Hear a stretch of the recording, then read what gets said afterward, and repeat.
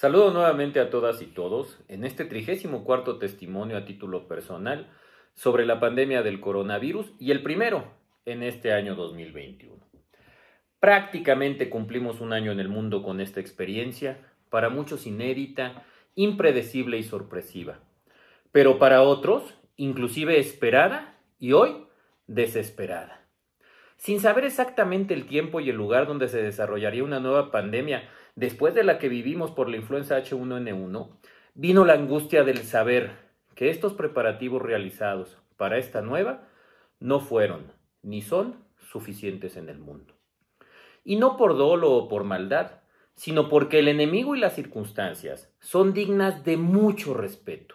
Y por otro lado, porque los consensos son muy difíciles. Y esto pasa en los países, en las organizaciones y en la ciudadanía. Porque además, y esto es lo más complicado, no en todas las ópticas se está con la misma perspectiva preventiva de los daños y de lo que puede causar una pandemia como esta.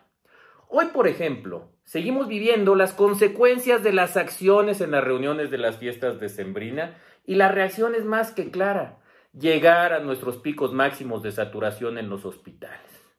Esta pandemia evidenció que en todos lados, en países ricos y pobres, hay grandes áreas de oportunidad cuando con tristeza se vuelve a poner en reto a toda la humanidad. Como en todas las tragedias naturales, como en todas las tragedias humanas, siempre las sociedades, los seres humanos y los productos de nuestra inteligencia se ponen a prueba. Y la pregunta es, ¿hemos cumplido el reto como sociedad? Para ello tenemos que iniciar primero con el recuento y las valoraciones individuales. ¿Cómo me fue en el 2020? ¿Guardé la sana distancia? ¿Me lavé las manos? ¿Usé el cubrebocas? ¿Realmente estoy consciente de su importancia o no? Y elevémoslo ahora a nuestro entorno para ser coherentes con lo que decimos y con lo que actuamos. ¿Mi familia, mi círculo cercano, está con esta congruencia o no? Y así podríamos seguir con las valoraciones de cómo está mi colonia, mi región, mi país, etcétera. Y por supuesto, una infinidad de situaciones para contestar el sí o el no. La necesidad de salir, la economía, la necesidad de trabajar, etcétera. En fin, cada realidad tiene su propio juez y los resultados estarán ahí. Y es claro, como en la física, como la tercera ley de Newton, a toda acción corresponde una reacción con la misma intensidad, pero en sentido contrario. Solo que en la vida no siempre es como en la física, y aquí en la vida hay otros factores que pueden modificar la acción y la reacción. Pero es evidente que nuestros actos siempre tienen consecuencias. A un año de esta terrible enfermedad viene el recuento de los daños.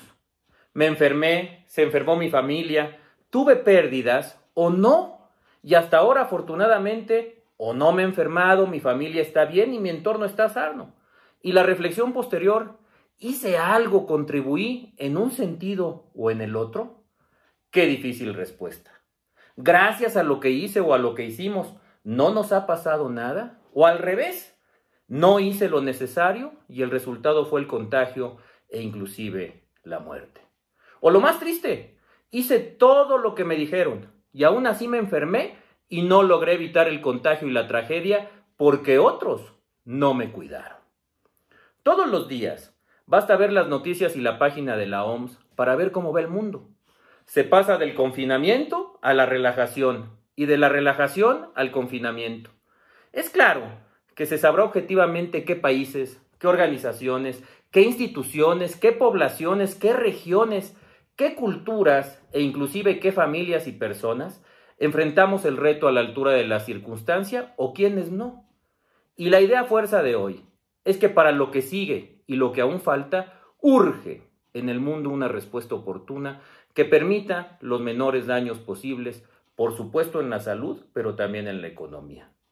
Dice la ONU con claridad, la pandemia por COVID-19 es mucho más que una crisis sanitaria. Se trata de una crisis económica, humanitaria, de seguridad y una crisis también de los derechos humanos.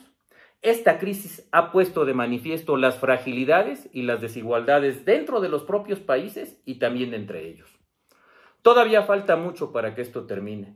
Inicia un año y con él nuevos bríos, la esperanza de la vacuna, nuevas circunstancias, pero la pandemia está más que viva y requiere de nosotros.